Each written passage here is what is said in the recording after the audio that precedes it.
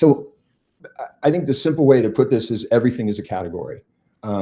Your brain shops in categories. I'm going to take 5 minutes and kind of talk about what that means, because category is like another marketing sort of buzzword. But your brain shops in categories, and B2B buyers also shop in categories. And it really, what it means is when people think of your product first, you're in consideration set. When they compare other products to your product, you're the category leader. That's really it. So for this presentation, I've got tons and tons of examples, about 20 of them. I've got lots of questions that we're going to kind of shape the question over and over again. So I put those questions in the chat. What changed? Who feels this shift? What's the ambition of the buyer? What's the real enemy here? And then what's that enemy costing them? And then finally, the sort of the capstone of it all is, what's your special sauce and what category do you own? You know, what do you call this? So let's get started. Everything's a category. Name your category before a competitor does. And this is important for buyers and for AI, because both of them will remember who got there first. So, you know, nobody really buys products. Everybody buys categories. You either create your own or you live inside someone else's. So let's look at some examples of what that looks like. You know, liquid death shot up out of nowhere. It's just water, you know, but if you think about water, you know, there's all sorts of kinds of water. There's you know, pH balanced, there's vitamin water, there's bubbly water, and, you know, everything is something unique within the category. And that's what really we're going for here today. And this has been a B2C concept for a long time.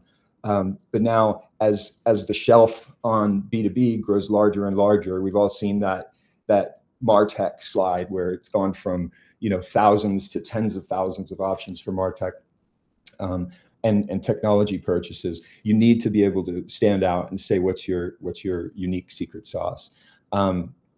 You know, music, you stop buying albums when streaming became a category. All types of music are categories: hip hop, pop, Latin. So, you know, what's your flavor is really what we're trying to get to, or what do you believe in? That's another way to put it. So my dad believes in Marriott. He loves the sameness of Marriott hotels. It's a plus for him. It's not a plus for me. You know, I'm more of an Airbnb guy. And Airbnb created a category by not creating any hotels, but by creating experiences. Category design isn't branding either. Branding sits inside of it. So I would put it this way. Category design is the larger frame that buyers use to talk about their problems. And their problems are way more interesting than your product. So I'll say that again. Their problems are more interesting to them than your product will ever be. So that's the first touch point. Like, why am I going to give you money if I don't have a problem that you can solve? So that's thing one. And category design operates there. Within that is positioning. Okay, and that's kind of what we're talking about as well today, because it's part and parcel to category design, and that's where you sit against the competitors. Branding is how you look and how you. I think behavior is the right word for branding. It's how your company behaves, how they dress, what it looks like, what the logo looks like. It's colors and fonts, but it's also the attitude and the copy as well. And then below all that is product marketing, is claims and features. And the problem with claims and features, and I could go on about this for a whole event, is that it makes buyers work too hard. So if you have a claim and they're comparing you to someone else, then it's already sort of game over, because they're trying to figure out who's better. And a key concept here that we're going to talk about is trying to not figure out who's better, but who's distinctively different and who does it a new way versus an old way. So when people in AI have this more reliable framework to recommend you and to understand you, then good things start to happen. You know, your pages convert. AI will cite you more because it understands the problems you're solving, and the problems you're solving are reflected in the things people are asking for online. Your go-to-market gets a lot less chaotic. So we're always chasing. Jessica has a tough one. You know, she's got a multi-sided market with a ton of history and money against what they're doing.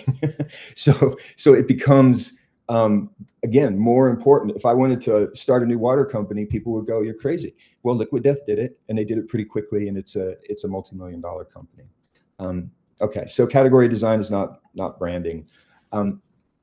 What it really is if you're a musician, you'll understand this, or if you dance, or if you do any kind of art, you'll kind of understand this, that your brain needs a framework. So like I recently got back into playing guitar and making music again, which I did in a past life. And it's really great. And I have a horrible memory for almost everything. And I don't have a great memory for remembering songs, but what struck me is that I couldn't sit here and write the words down to a song, but if I played the first note or the intro to that, then I'll be able to sing the whole song without thinking about it. So this is what I'm talking about. You want people to sing your song without thinking about it. And you know, again, with the song metaphor, Mick Jagger is 80 plus years old, and he sings hundreds, if not thousands, of songs. And if you think about the last time you bought something in a B2B purchase, you weren't looking at features. You were looking at what the market told you. Maybe it was what AI said, but in general, you know, people are looking for market leaders to help them guide their way forward. And Gartner has plenty of evidence to support this. There's plenty of evidence to support that the earlier you get in and talk to or connect with people at a category level, the higher the preferences for your solution when it comes to making a decision. So you need to have a bucket to put what you do in, and that bucket needs to speak to the problems that it solves for buyers. And in general, if you're the first one to get in that bucket, you're going to have a better, easier time. If that bucket is more unique than everybody else's, you're going to have a better, easier time. And all this is true across B2B and B2C. There's really no difference. And the outcome here, I'm going to talk a lot about outcomes today, like not products, but outcomes. The outcome is that it makes choosing you easier. That's really it. You want to make the buyer the hero. You become a guide worth following, and you help them buy without feeling sold by you. And there's plenty of examples. So Aura Ring, my daughter, we just bought her an Aura Ring, you know, has this readiness score, and it turns the sleep tracker into sort of motivation for her to be more active, or a user to be more active, which is really unique. Duolingo does the same sort of thing. They have streaks, you know, that turn language into a habit loop and not a course. So it isn't just that it feels more personal and unique. It's that they're changing your behavior in a way where you don't think about it. So it's not like I need to take 5 minutes and learn today. It's like I just need to take these 5 minutes. 5 minutes is all I'm giving. I'm not committing to learning anything, if that makes any sense. Gong is a B2B brand. What they do is call recording of sales calls, but who needs more recordings of sales calls? It doesn't impact the business in any way, but the intelligence from it does. And they were brilliant about calling this intelligence revenue intelligence. And now, instead of this being a sales tool, it's a chief revenue officer must have, right? And there's another example in that, changing the frame in a way that changes the buyer or makes people higher up the food chain with budget more apt to buy from you, more interested in what you do.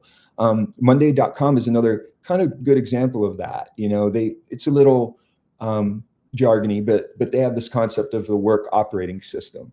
But what they did is, you know, just to be blunt, no one really cares how hard life is for a project manager, and they're in these dungeons. Yeah, there you go. Gun started as conversation intelligence.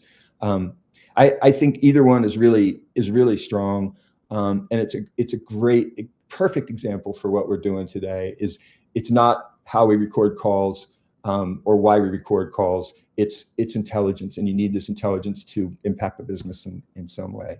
But anyway, folks don't care about the hard life of a project manager at the C-suite level, but they do care if all of their people are discombobulated and working in different systems and not being productive. Deal is a global payroll company. They just make it feel easy to hire people globally. So that's kind of a new category for sure. Drift is one of my favorites. It's Dave Gearhart and our beloved Exit 5 leader. But they started with I think it was conversational marketing, and the key idea there was you have leads that are filling out forms, and they're hot when they're filling out a form, but then you hand that form off to sales, and 3 days later, somebody follows up with them. Now that seems old timey right now, that you'd wait 3 days for someone to follow up, but it wasn't old timey at the time that they came out with it. So they coined this term conversational marketing, which is really just a way of talking to people when they're interested in you. After the moment's gone, they're tend to be less interested. All right, so we'll end this section of what it is and why it's important with a little definition. And if anyone has any questions or pushback to any of this, let me know. But category design is a discipline of framing a buyer's problem so your company is the obvious answer. So your company feels like the right choice. And the questions that I put in here, and I can't see how many people are on the chat or anything like that, but I can see the chat.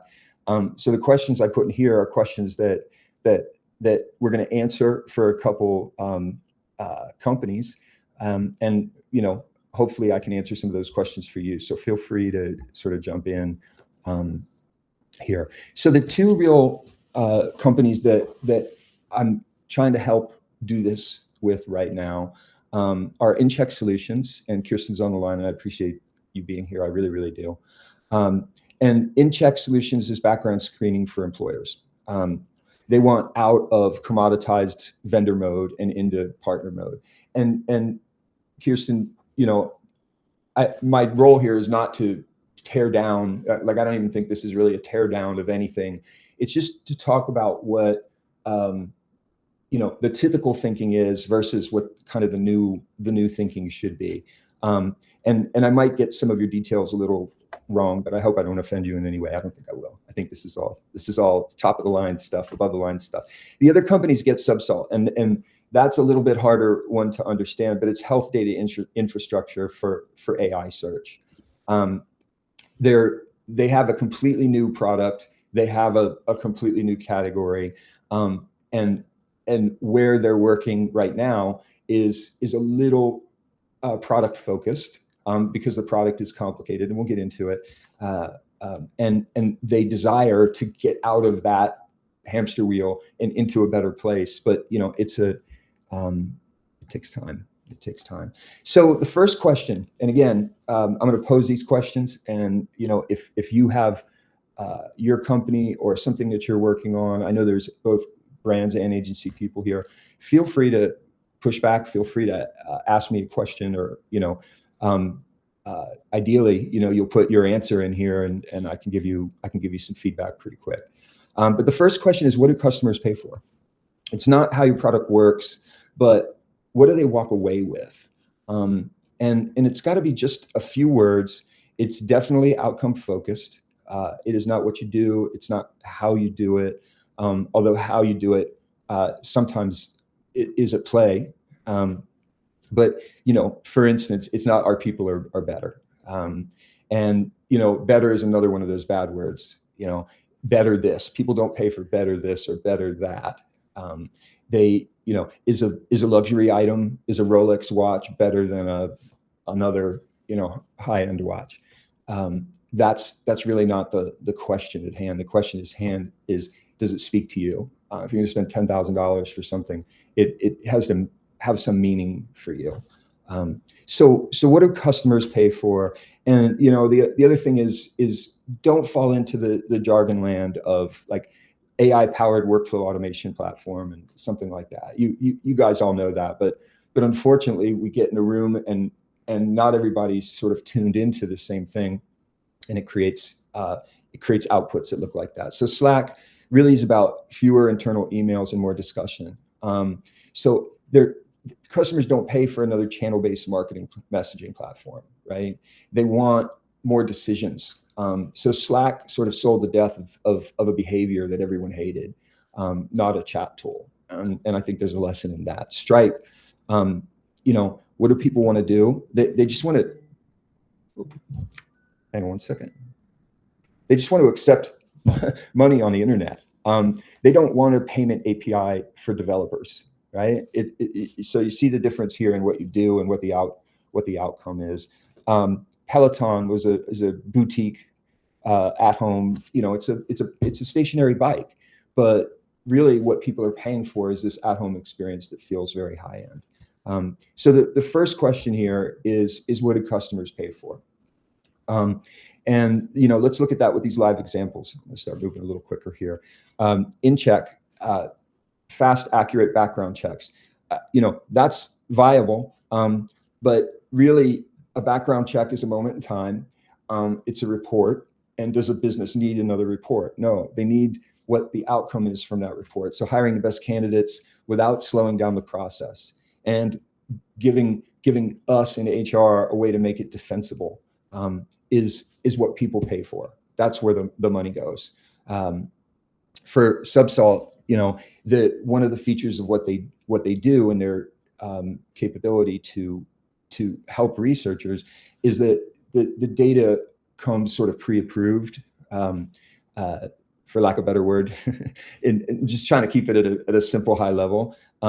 So with data that's pre-approved, then that means you don't have to submit your research request to a committee and move at people speed. You can move at AI speed or internet speed. So really customers pay to get the research out of a queue. That's what they want. If the research is sitting there with a committee, it takes weeks and tens of thousands of dollars, and oftentimes they shrink down the data set or the ability to use the data in such a way that the research just kind of goes kerplop. But now there's a way to not only de-anonymize the data, but make it available. So a lot of different people in the organization and AI can sort of look at the data in different ways without having to go through the committee. And this is important because health outcomes are important, HIPAA is important. So it's not the rules that are bad. It's what people need is what we're focused on there. So David, framer category can change quickly, especially in emerging B2B tech. So companies need to monitor and shift with everything. Is that a comment or a question? Looks like a question, a comment to me. Anyway, if you have a question, throw it in there. So the next one. So the question is in either of the cases you're talking about, are the companies dealing with either a new tech or a new offering that enables what they're doing? Everybody's got AI in some way. So the short answer is yes. The point I guess I'm trying to make here is, and again, if you go back to that concentric circle thing, is we haven't gotten there yet. We will. One of the last questions is your special sauce, right? So that's where we'll bring in what you do differently. But again, in terms of framing up the category, the majority of what we're talking about, and the majority of your homepage, honestly, is going to be about their problems in their world and how this changes things.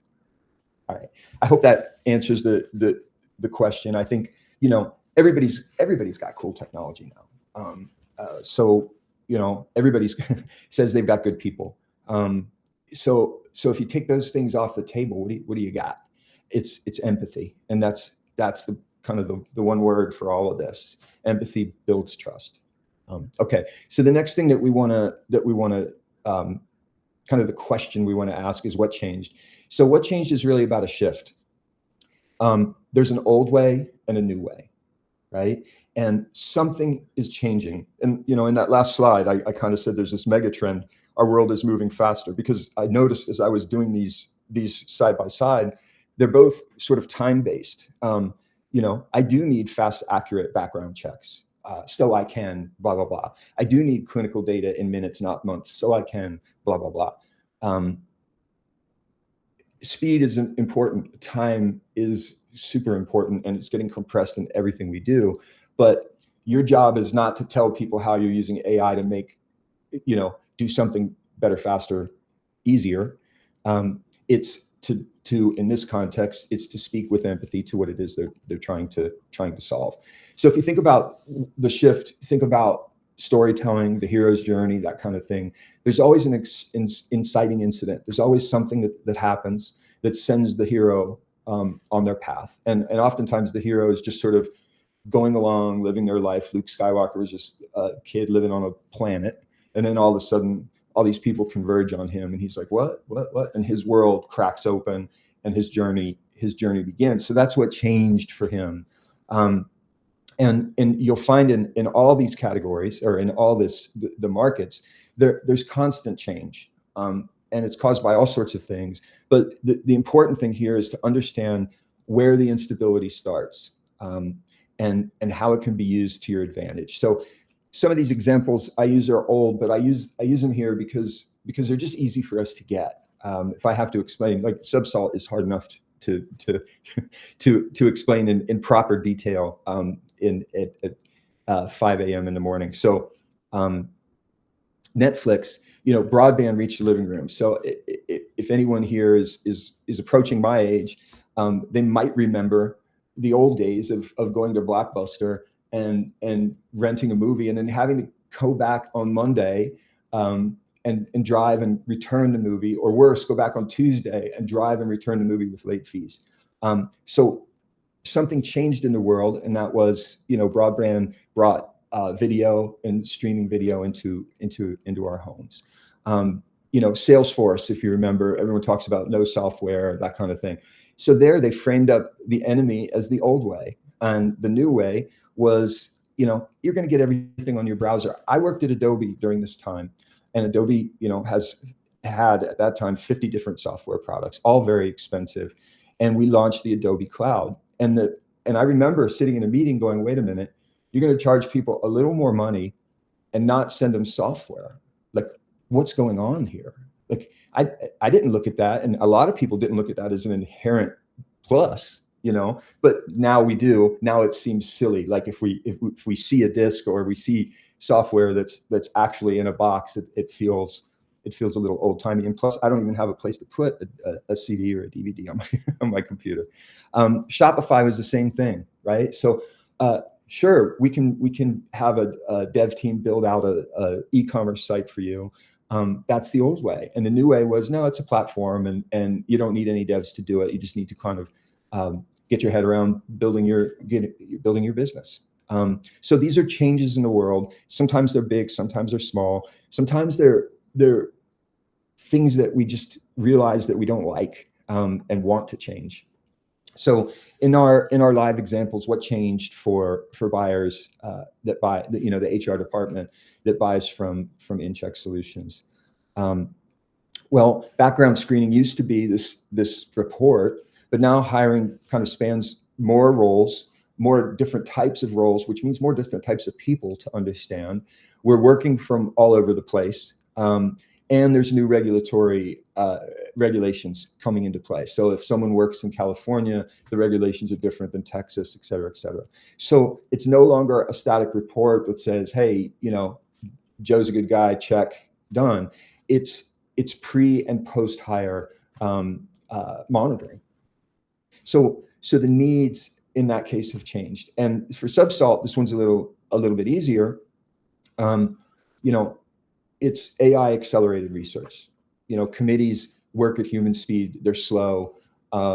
They actually kill research and can often hurt the outcomes that these researchers are trying to get. But it's in service of a good thing. So here, what's changing is this human versus AI thing, and that's often happening everywhere.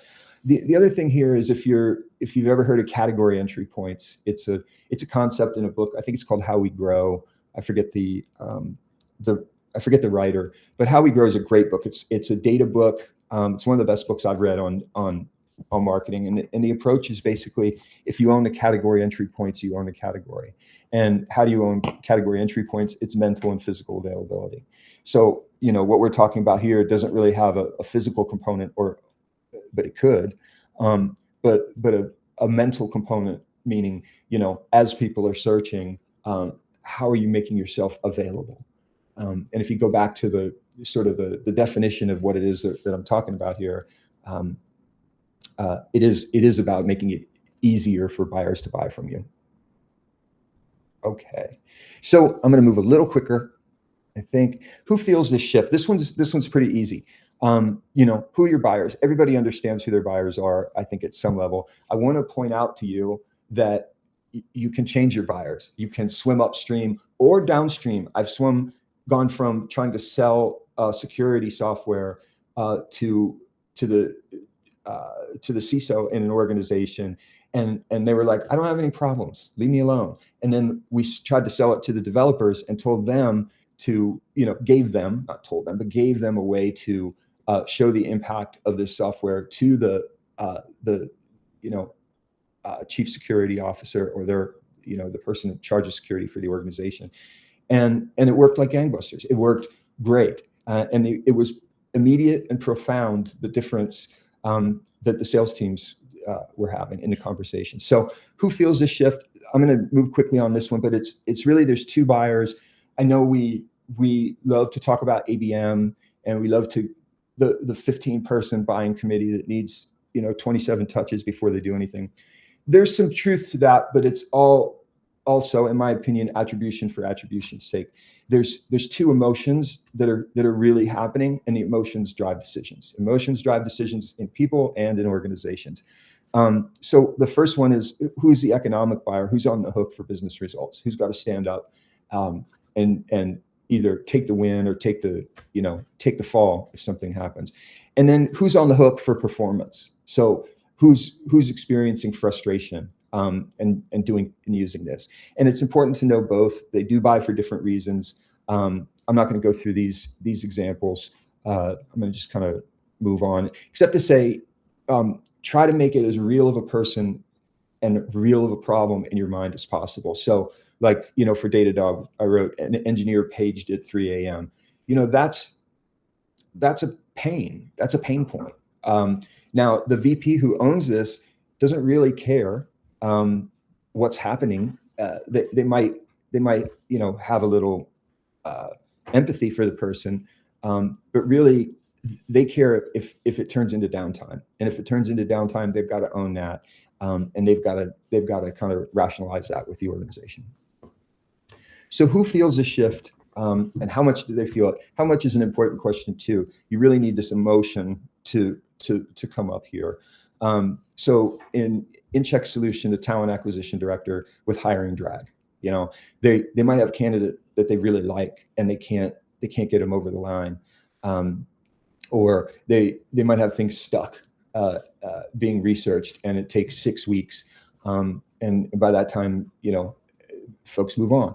That's who feels it, and by the way, the hiring managers feel that, and the hiring managers make the C-suite feel that. So it trickles up in a good way. This is a good kind of flow of pain, if you will. And then, there's a compliance aspect to this. So the head of HR needs to defend the program if it fails, not just on a hey, we could be doing better job, but hey, we now have a legal risk. For Subsalt, it's not, research and data teams.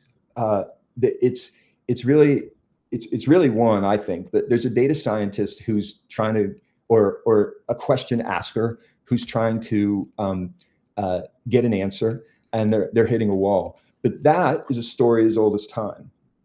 What is more compelling here to me is this chief data and AI officer at this healthcare organization, who's responsible for bringing safe medical treatments to patients faster, is now going to get beat by the person who and institution who figures out how to use Subsalt, figures out how to get research done faster, and moves at AI speed, not human speed. So that's the real pain, right? That's the shift here, and hopefully you can see that by noodling these questions around, you can find what really is important to people. So losing out, not being a top organization for this, that, or the other thing, you know, is vitally important. I'll leave it there. I was going to tell a story about my wife and Johns Hopkins, but not going to do it. So the next is the buyer's ambition. So we named the shift going on in the world. We named the buyer experience. I want you to think of this like a movie in your head. We named, what do we name? Oh, the buyer experience it. Now we want to know what the buyer's real ambition is. What do they really want? What do they want the organization to become? And what do they want themselves? How do they want themselves to be viewed professionally? So this isn't your product's purpose. That's the key thing here. It's their purpose. So, CFO doesn't dream about better accounting software. They want to look good. They want to add value. It's really, again, going back to empathy and trying to figure out a way to sell into the identity of the person it is that you're talking to. So again, Gong, we said no revenue officer wants more call recordings. They want to nail the forecast. They want to look like they've got their finger on the pulse. They want to understand what is going to happen before it happens, not explain it afterwards, because that costs them, right? It costs them sort of respect and capital within the organization. For Canva, nobody is going to pay to make life easy for designers. Oh, we've got this great tool. It's going to make life easy for you. What they want is to ship more stuff that looks good without waiting for that designer. So, again, there's an ambition for an organization and a way to frame something that isn't pretty designs. It's these templates will move more marketing out the door faster, cheaper, better. And that's really what people want. Back to Peloton, stationary bikes are old 50, 60, 100 years old. I don't know how old they are. Nobody wants that. What they want are leaderboards and streaks and ways to rate their performance that make them feel good about themselves, especially if they're getting up at 5 to exercise. So in our live examples, what's your buyer's ambition? For InCheck, it's not faster turnaround times. That's not an ambition. That's a product feature, right? It's to keep hiring moving and stand behind every decision. And the goal is not faster reports. It's confidence that you can stand behind. So it's a feeling, right? For Subsalt, again, it's not faster data approvals. It's getting research out of the queue to allow the smart, intelligent people with your organization to solve real human problems. And by the way, your organization is going to look good by doing that. And by the way, the other guy's going to do it too, and he might or she might move faster than you do. So the goal here is speed, but it's really about competing to provide better outcomes. If anyone has specific questions, throw them in there in the chat. I'm happy to. I'm just moving quickly. I'm not sure. I think this is supposed to be 55 minutes, so I'm getting close to the capstone here. So now we need to name the enemy. We know the buyer. We know what they want. Oh no, this is the thing standing in their way, and it's an old belief. It's a broken process. It's a flawed system. It's one of those things. So Slack. The enemy wasn't legacy communication tools. It wasn't email. It was email deluge. It was the fact that you went to a 1-hour meeting and came back and you had 200 emails, and you have to kind of go back and forth. Dollar Shave Club. The emotion and the enemy isn't the grooming industry. It's simpler than that. It's, wait a minute, these I'm paying how much for razor blades, and I got to go to CVS and wait while somebody unlocks a glass case to go give me the razor blades. It's a pain in the ass. That's what the enemy is. It's an overpriced pain in the ass. DocuSign is another pain in the ass. They marketed it well, like the slow. I think they called it the print sign scan loop. So to get a document signed, or Calendly is another one, to get a meeting scheduled, there was this whole dance you had to do in email, or you could just give somebody your calendar. And it seems obvious now, but it didn't always work that way. So the enemy's never a competitor. It's never somebody who's doing less good of a job than you. It's oftentimes a belief, and it's some sort of pain that causes. So what's the real enemy here in our live examples? I would say it's not slow, impersonal vendors that don't protect the business or employees. It's not how the other guys might do it. It's one and done screening, because one and done is not enough. For Subsalt, the enemy is not the governance backlog. It's certainly not the committee. It's certainly not the need for HIPAA. It's just the results of it all. It's just that this soup doesn't taste good. It doesn't work right. And the best way to express that is things get stuck in the queue, right? So the enemy here is the permission queue. And it helps to have sparkly language sometimes, and sometimes it helps to just kind of say it clearly. So it doesn't really matter how you say it. And I'll show you in the end here how it all comes together. And it's a bit of both. So what's the enemy costing them? So again, in our movie, in our heads, we've got the hero, they have an ambition, something's standing in their way. What does that mean? Does it mean anything to them? Or is it something they can overcome easily? Because we want the cost to be as great as possible and believable. And I don't think it needs to be a number or a stat to be a cost. Again, it could be like Slack, for instance. This is a great example. Decisions buried in inboxes, and businesses lose output and people lose a feeling of empowerment. That's a super important one, right? Snowflake is data management. So if people have to wait days for the data, they lose confidence. So if I close my month end and it takes 15 days for me to get the numbers, now I'm 45 days away from something that might have happened in that window. So I just don't have confidence in things anymore, right? It doesn't feel right. Calendly, we talked about that one. So the enemy needs to be felt in some way. So in our live examples, InCheck, silent exposure to compliance risks, and good candidates moving on. So these are the things talked about behind closed doors, right?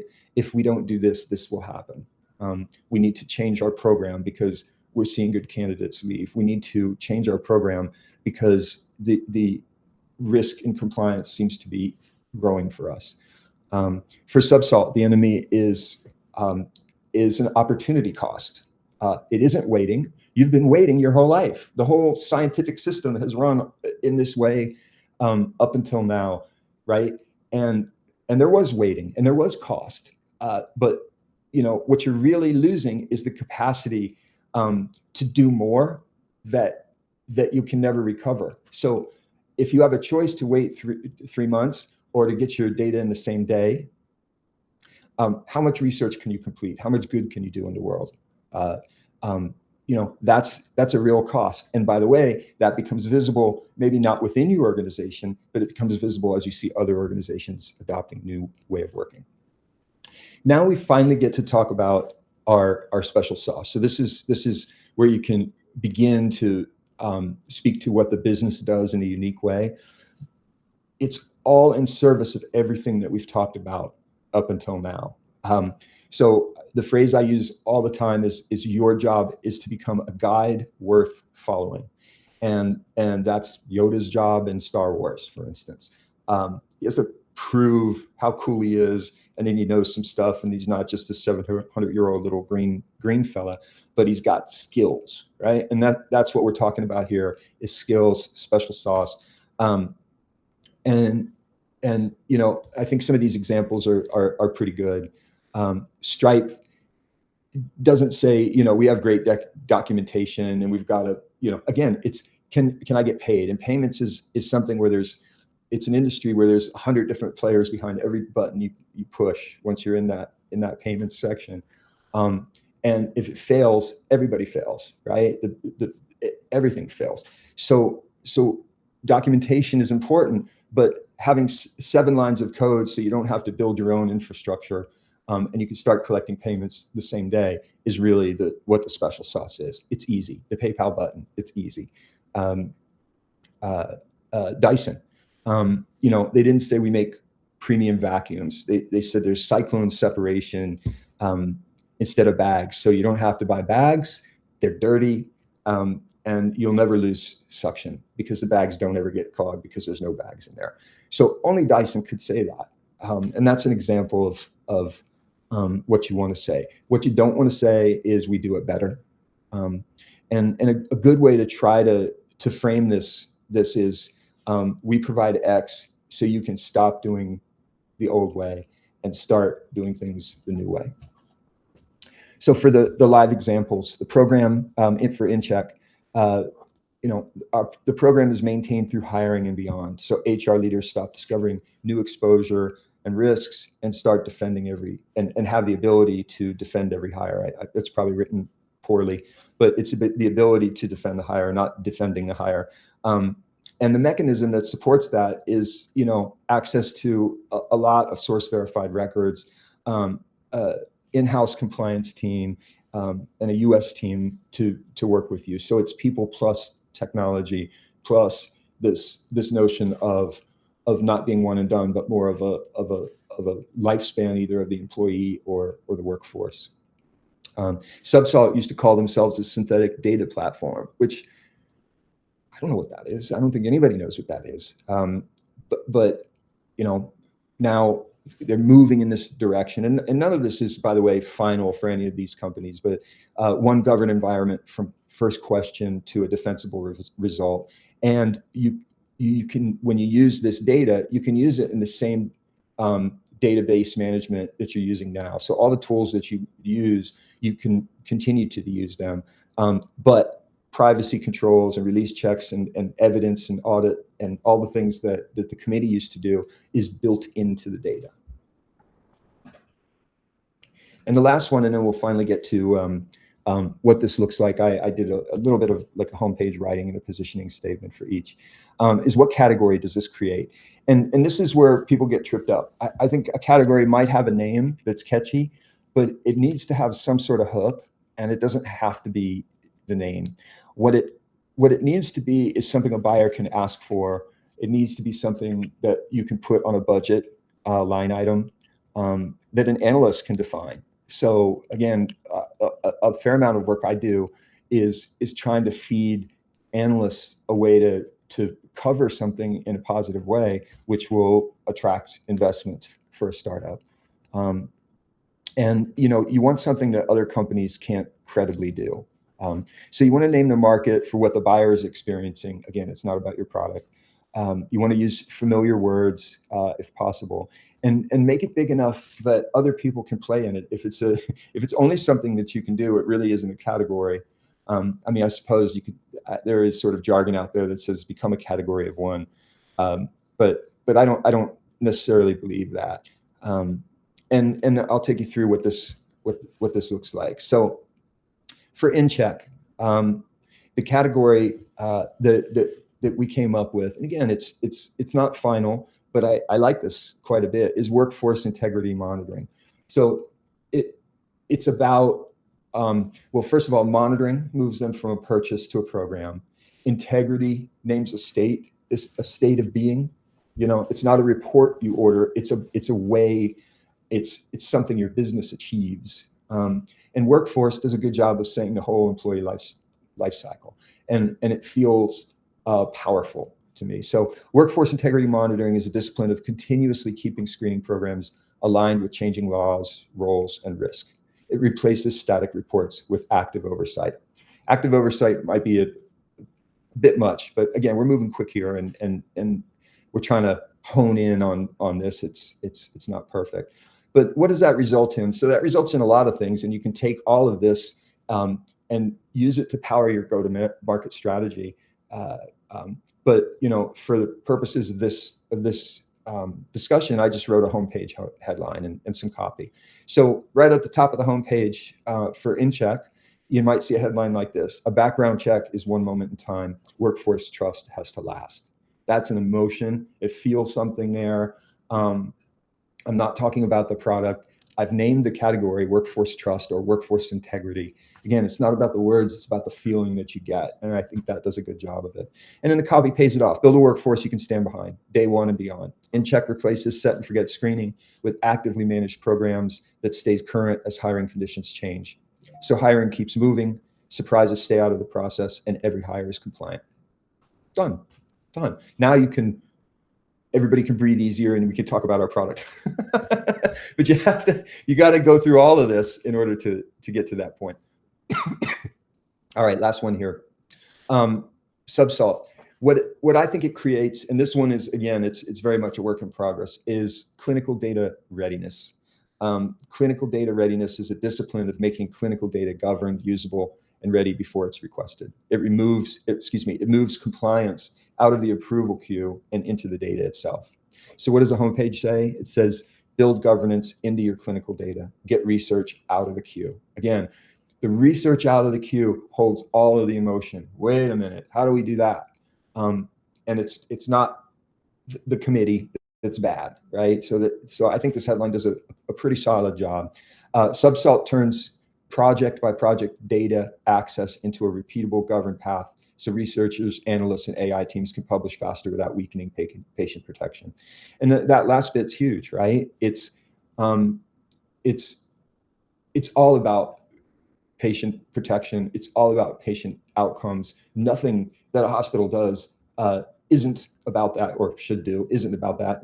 Jessica might disagree. But in a perfect world, that's what people are going for is protection, quality outcomes. So I think this headline does a fair job there. If anyone has any other questions, I went, I think, 5 or 7 minutes long, but I'm happy to just reach out to me in the chat for this event. I'm also including, we don't need to do this, take a screenshot or get your camera out and try out the category design lab that I created. And it's these same questions, and all you have to do is put in your URL and it will spit back suggested answers for these questions and then allow you to change the answers, and then it'll get to work on helping you think about the category. It's not perfect, but it's what I use to onboard people and move quickly and look smarter.